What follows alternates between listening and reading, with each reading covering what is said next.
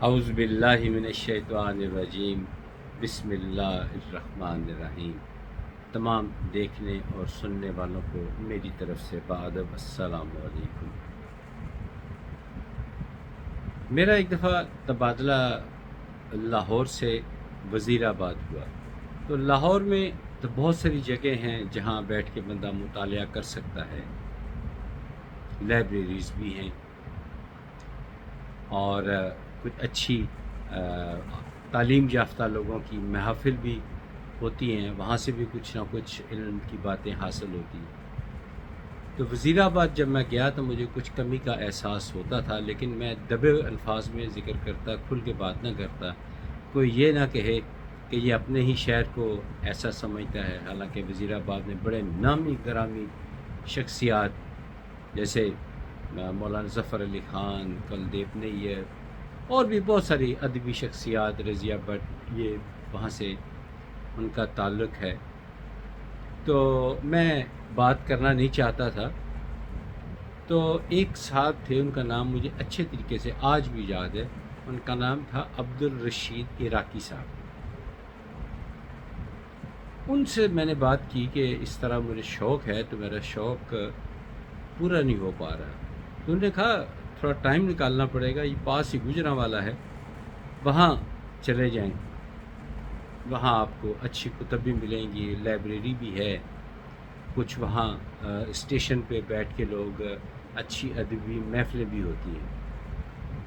بہرحال گفتگو جو ہوتی چونکہ بینک کا ٹائم ختم ہو چکا تھا، ہم فارغ بیٹھے ہوئے تھے، تو چائے کا دور چلا۔ اس دوران انہوں نے مجھے ایک واقعہ گجرانوالہ شہر کا سنا ہے، سچا واقعہ سنا ہے کہ یہ واقعہ مختلف کتب میں شائع بھی ہوا ہے اور لوگوں نے اس کو مختلف ٹی وی چینلز یا ریڈیوز پہ اس کو سنایا بھی ہے، دکھایا بھی گیا ہے ڈرامائی شکل میں بھی۔ اصل بات یہ ہے کہ جو اللہ پہ توکل کر بیٹھتا ہے وہ کامیاب ہو گیا، وہ کامیاب ہو گیا۔ پریشانی آتی ہے، لیکن جب اللہ پہ اس کا توکل ہوتا ہے تو اس کو اندر سے ظاہری طور پہ وہ پریشان ہے، لیکن دل اس کا مطمئن ہوتا ہے، میں نے اللہ پہ توکل کیا، میری خواہش پوری ہوگی اور ہو کر رہتی ہے۔ کہانی اس طرح ہے کہ ایک حکیم صاحب تھے اور ان کا معمول تھا کہ جب صبح کے وقت گھر سے نکلتے، صبح نماز فجر کے بعد وہ گھر سے نکلتے ناشتہ کر کے، تو ان بیوی سے پوچھتے کہ آج کیا چیز چاہیے کھانے پکانے یا جو بھی ضرورت کی چیز ہے، مجھے اس کی لسٹ دے دو۔ تو ان کی زوجہ محترمہ نے وہ لسٹ تیار کی ہوتی اور وہ اٹھاتے، اپنی جیب میں ڈالتے اور اپنے مطب میں بیٹھ کر اس کو پڑھتے اور اس کا تخمینہ لگاتے کہ اس کا کتنا خرچہ متوقع ہے، 70 روپے ہے، 80 روپے ہے، 100 روپیہ ہے، 20 روپے ہے، کیا خرچہ ہے۔ یہ پرانی بات ہے، یہ میرا خیال ہے جو واقعہ میں نے سنا تھا یہ 91 کی بات ہے، شاید یہ اس سے 2 سال پرانی بات ہو، ایگزیکٹ میں نہیں جانتا۔ میں نے بہرحال یہ واقعہ 91 میں سنا تھا۔ تو اس چٹ کو وہ دیکھ کے حساب لگا لیتے، اندازاً اخراجات، اور اپنے مطلب میں کام کرنا شروع کر دیتے اور اللہ سے دعا کرتے کہ یا اللہ مجھے اتنا ہی چاہیے جتنا کہ آج گھر کے اخراجات کے لیے درکار ہے رقم، اتنی مجھے چاہیے، اور اتنی دیر میں تیری عبادت سے دور رہوں گا، یا اللہ مجھے معاف کر دینا، میں بھی رزق حلال کی تلاش میں ہوں، یہ بھی عین عبادت ہے قرآن کے مطابق۔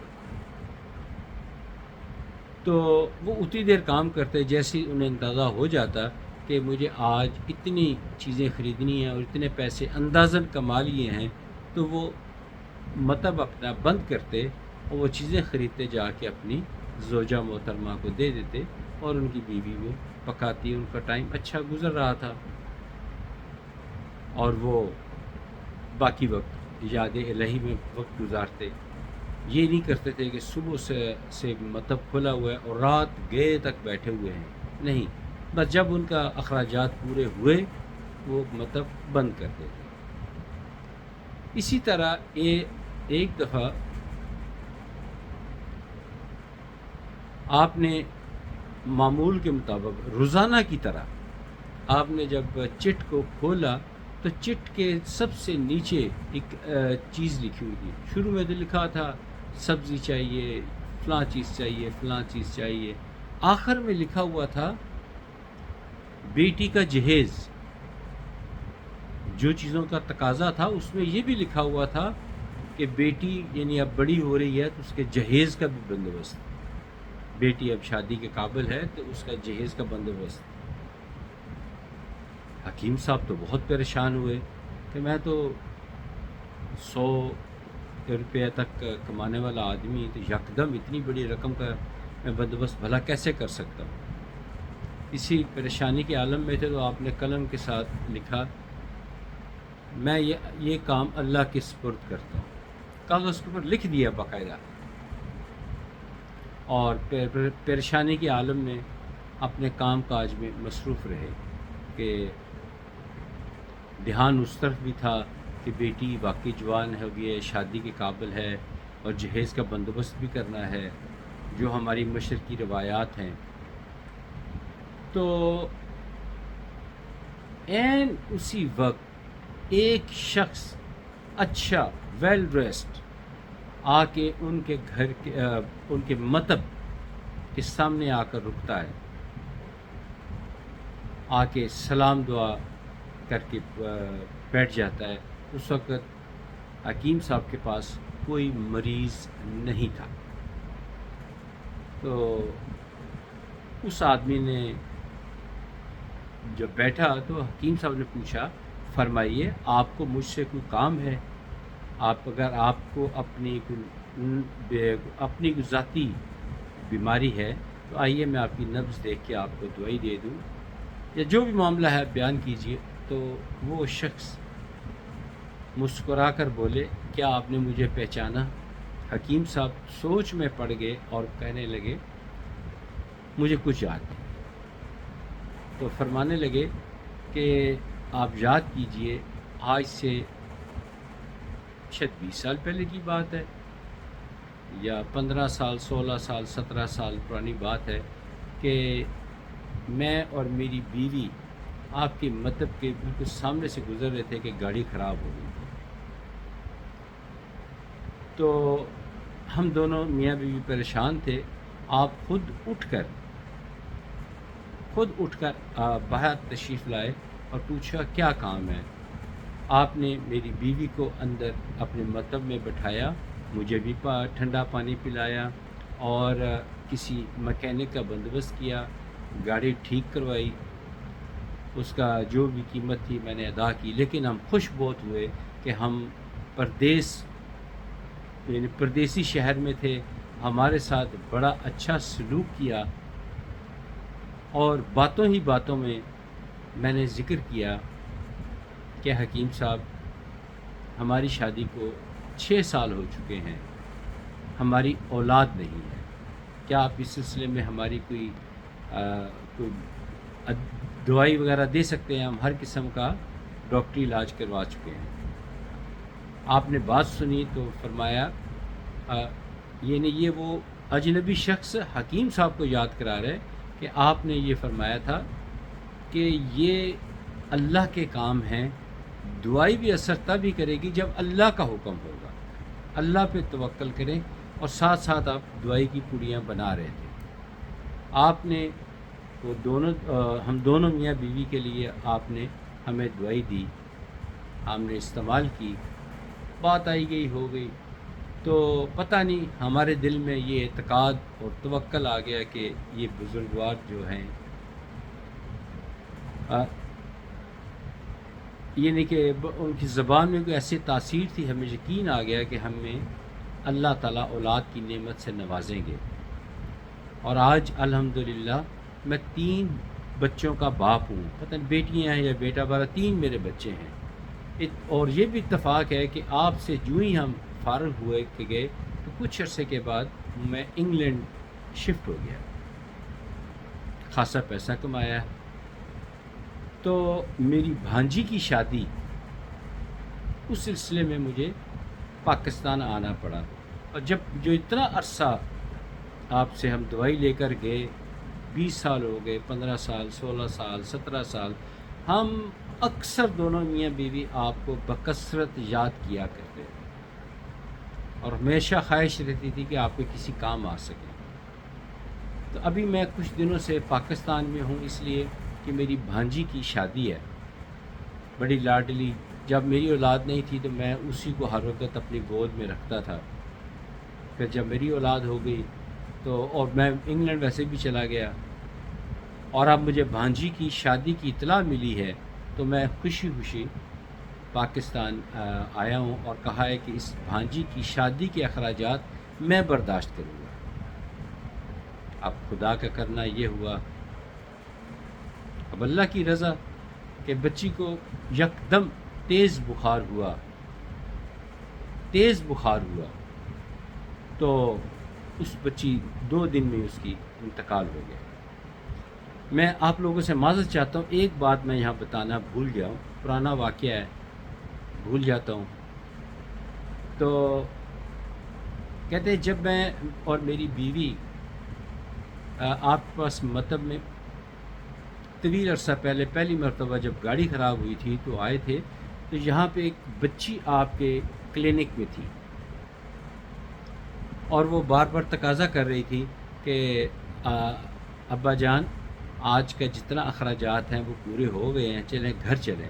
لیکن آپ ٹالتے رہے محض ہمارے لیے کہ 2 لوگ ہیں جو پریشان ہیں، تو ان کو اس پریشانی کی حالت میں بیٹا نہیں چھوڑنا، یہ جب ان کا کام ہو جائے گا پھر ہم گھر چلے جائیں گے.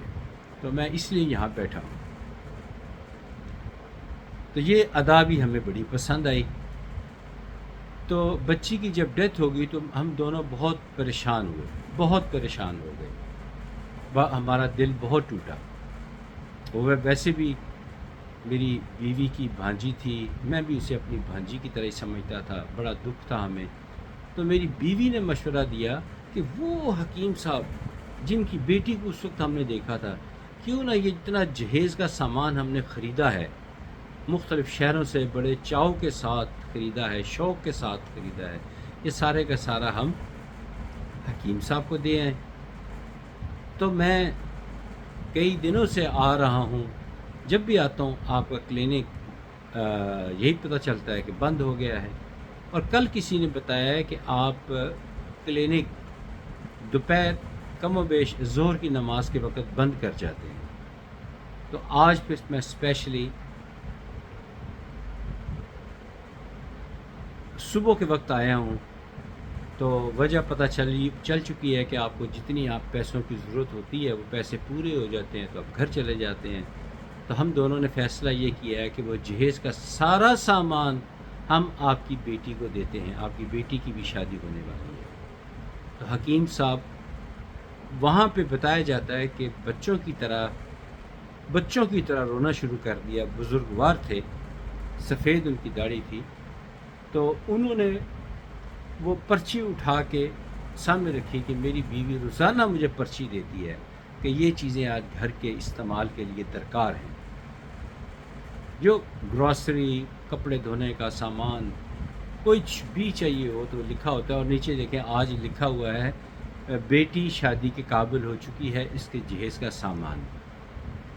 اور آگے دیکھیے میں نے کیا لکھا ہے، اللہ پہ توکل کیا ہے اور اللہ نے آج ہی عطا کر دیا ہے. تو یاد رکھیے اس مقصد ساری بات کا یہ ہے کہ ہر بات پہ اللہ پہ توکل رکھیں، اللہ سے مانگے، اللہ کے علاوہ کسی سے نہیں مانگنا. اللہ وہ ہے جو دیتا بھی ہے، خوش بھی ہوتا ہے، اور جو مانگے اللہ تعالیٰ اور راضی ہوتا ہے اور عطا فرماتا ہے، کبھی کسی کو مایوس نہیں کرتا. ضرورت صرف اس بات کی ہے یقین کے ساتھ مانگا جائے، توکل رکھا جائے. اللہ تعالیٰ غفلت سے بھری ہوئی دعاؤں کو قبول نہیں فرماتے. اللہ تعالیٰ سے دعا ہے کہ ہمارا اللہ تعالیٰ پر قوی ایمان ہو جائے، اللہ پہ پورا بھروسہ ہو، اللہ تعالیٰ ہمیں ایمان کی دولت سے مالا مال کر دے. ہر بات پہ ہمیں اللہ تعالیٰ توفیق دے کہ ہم اللہ کی طرف رجوع کریں، اللہ سے مانگیں اور اللہ پھر عطا کریں گے. ہم کبھی کسی چیز کی کمی نہیں ہوگی ہمیں انشاءاللہ تعالیٰ. جب مانگا ہی اللہ سے، جو بادشاہوں کا بادشاہ ہے اس سے مانگا تو باقی کیا رہ گیا. سبحان اللہ. اللہ تعالیٰ سے ہم سب دعا کرتے ہیں کہ یا اللہ ہمیں ایمان کی حالت میں اس دنیا سے لے کر جانا، قابل فخر موت عطا فرمانا، قبر کی سختیوں سے بچانا. ہماری قبر کی جو مٹی ہے وہ بھی ہمارے جسم کو وصول کر کے خوشی محسوس کرے. قبر بھی ہماری جنت کی ہوائیں اس میں آئیں اور روز قیامت قربت رسول صلی اللہ علیہ وآلہ وسلم نصیب فرمائے. روز قیامت ہمیں اللہ کے پیارے رسول سرکار دو جہاں نبی پاک صلی اللہ علیہ وآلہ وسلم کی شفاعت نصیب فرمائے. آمین ثم آمین. اگلی ویڈیو تک اجازت دیجیے. خدا حافظ. السلام علیکم.